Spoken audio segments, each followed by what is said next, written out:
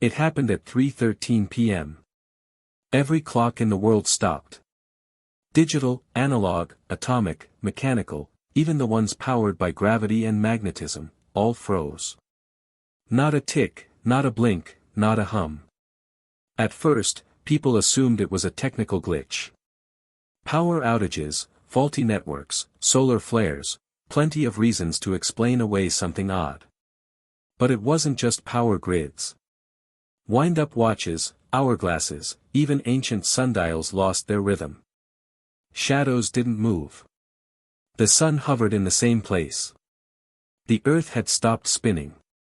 At the Royal Observatory in Greenwich, Dr. Lena Torres stared at the frozen hands of the Prime Meridian Master Clock. She tried recalibrating the system, but her instruments didn't respond. That's when she looked up and noticed the light. It wasn't the glow of the sun. It was stuck. The golden warmth didn't shift, didn't flicker. Her shadow remained pinned in place like it had been nailed to the earth. Phones lost their signals. Planes hovered midair without falling. A bullet, caught in slow-motion footage, just hovered mid-spin. The world didn't just pause, something had hijacked time itself. Across the Pacific Ocean, in an underground facility in Japan, the Cairo Protocol had been secretly preparing for a doomsday event. They were built to withstand solar EMPs, nuclear fallout, even alien invasions. But not this. Their lead physicist, Ryo Nakamura, stared at a readout that shouldn't exist, a data spike measuring a perfect zero in temporal variance. Chronostasis, he muttered. Sir, his assistant asked. Ryo turned to her, eyes wide.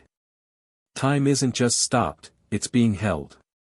Meanwhile, in rural Nebraska, a farmer named Eddie Griggs walked out of his barn after noticing something odd. His cows weren't moving.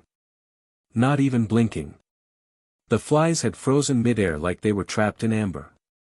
Eddie tapped one with a stick.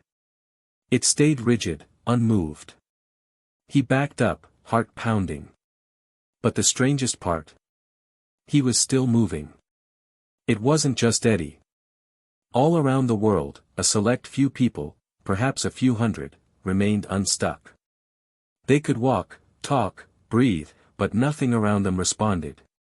Cars stopped in intersections. Waves halted mid-crash. Fire stayed curled in place like a statue. It didn't take long for chaos to bloom among the survivors. At first, they wandered, confused. Some thought it was the rapture. Others blamed government experiments or ancient prophecies. But the truth was far stranger. In Berlin, a young hacker named Elise tapped into abandoned military satellites still catching images. What she found shook her more than anything. In every time zone, in the same instant, something emerged from the shadows of reality, tall figures, faceless and radiant, walking among the frozen.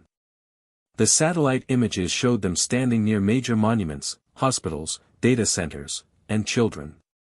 They weren't killing. They weren't abducting. They were observing. Elise zoomed in on one frozen image of a figure near the Eiffel Tower. Though its face was a smooth mask, it turned, slightly, toward the camera, as if it knew it was being watched. Back at the Greenwich Observatory, Dr. Torres received a signal through a radio telescope. It wasn't in any known language. It was a vibration. A pulse. But when translated through frequency modulation, it revealed one phrase, repeated endlessly. Time is a test. Few will pass. What kind of test? Survival? Morality? Intelligence? Theories flourished. Some survivors banded together, forming camps. Others went mad, screaming at the frozen sky.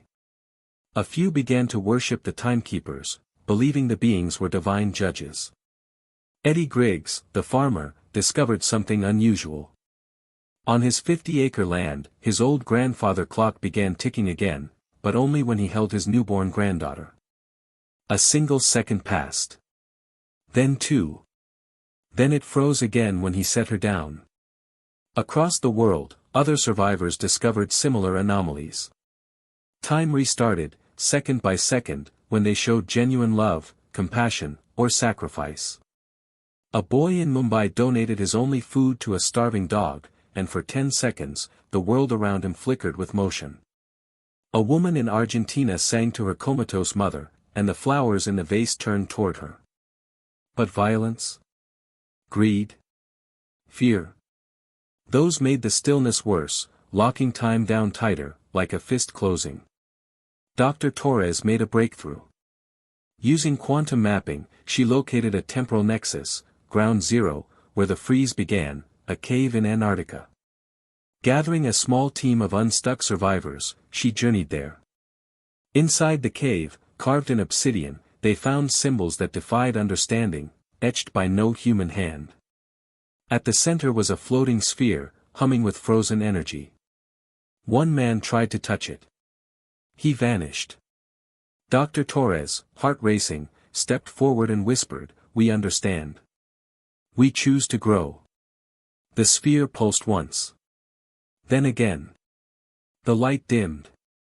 And slowly, the cave began to melt. The clocks outside ticked forward. 1 second. Then the entire world inhaled. Birds flew. People blinked. Wind roared. The earth spun again. To the rest of humanity, it had only been a blink, no time had passed.